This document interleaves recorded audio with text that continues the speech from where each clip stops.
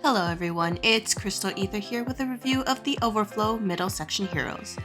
In other words, it's North again. There's a clear cohesion between these three that'll become apparent once you see their skill sets, and these cards are a good example of story themes done right, incorporating the narrative themes into a hero while also keeping him viable in gameplay.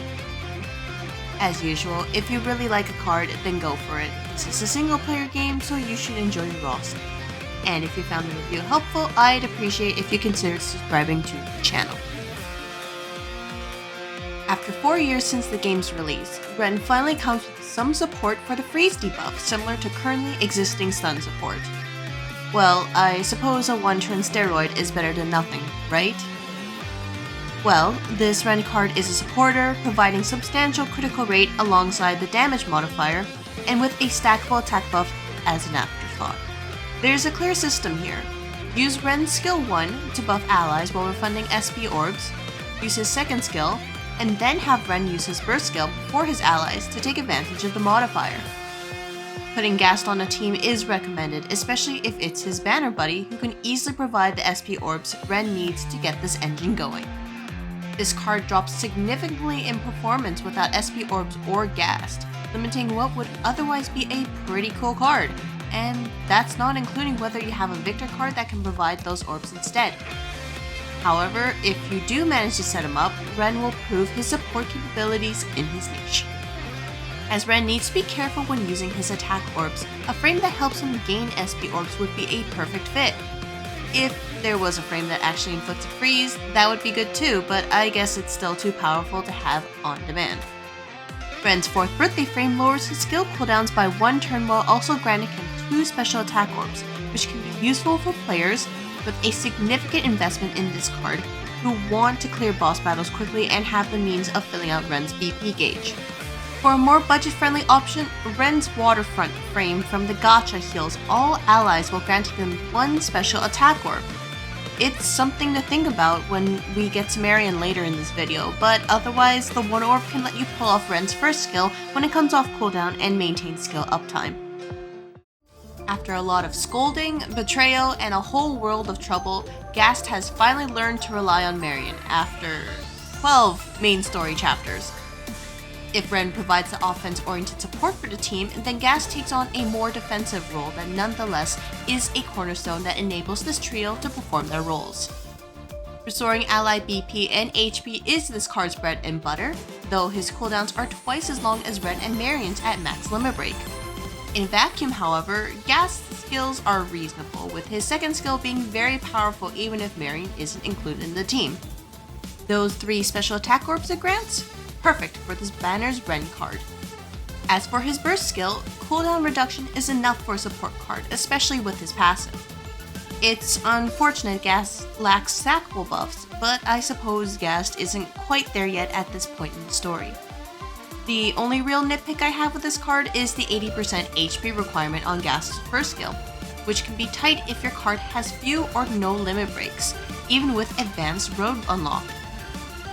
Even with shared cooldown counts, the initial 1 turn cooldown on the first skill is a bit of an excessive drawback for just providing BP gauge to the team. Gast's first 4-star card was a BP battery, and this Overflow version is somewhat similar to that. He's a good general support so long as Marion is on the team. As his card is relying on others to deal damage, equipping Gast with Hunting Frame will let your DPS go to town on any bosses the team faces.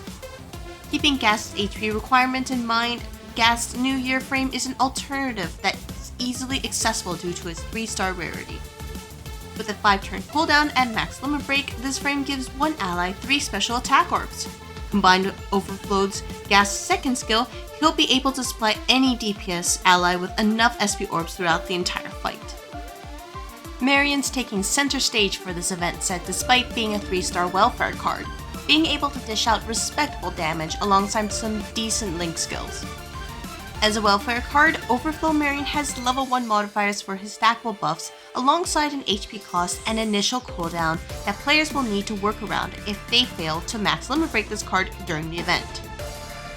The buffs themselves only boost attack and critical damage, with his first skill affecting all allies, while his second skill only applies to himself.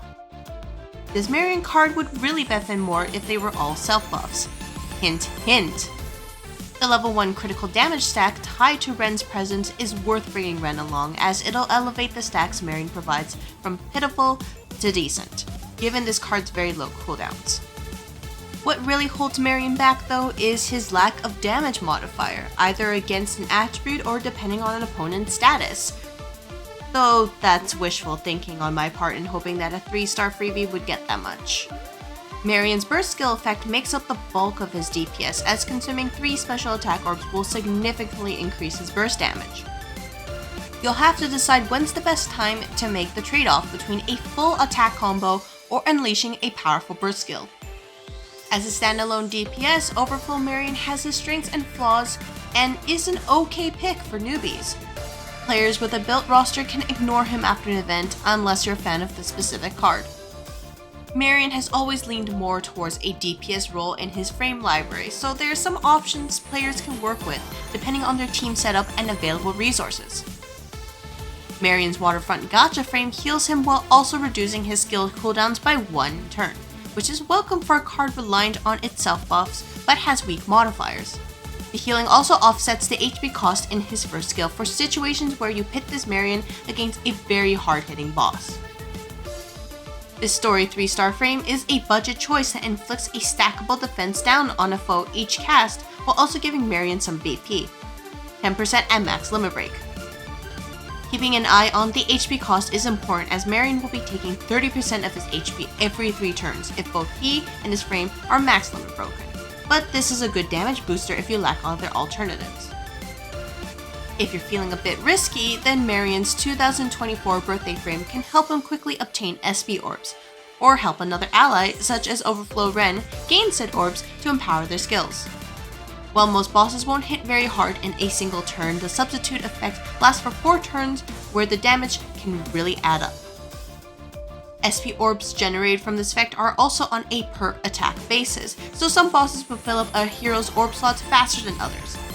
It's a niche usage, but this frame can be well worth the trouble. If it isn't obvious at this point, these event cards were tailored to support each other in their own closed system. It's highly encouraged to go for both Ren and Gast if you want to commit to using either card, though Gast can do his job just fine even without Overflow Ren or Marion around. In any case, that's all for this video review. I hope to see you all on the next event banner where East fans get demolished by the Halloween Gacha.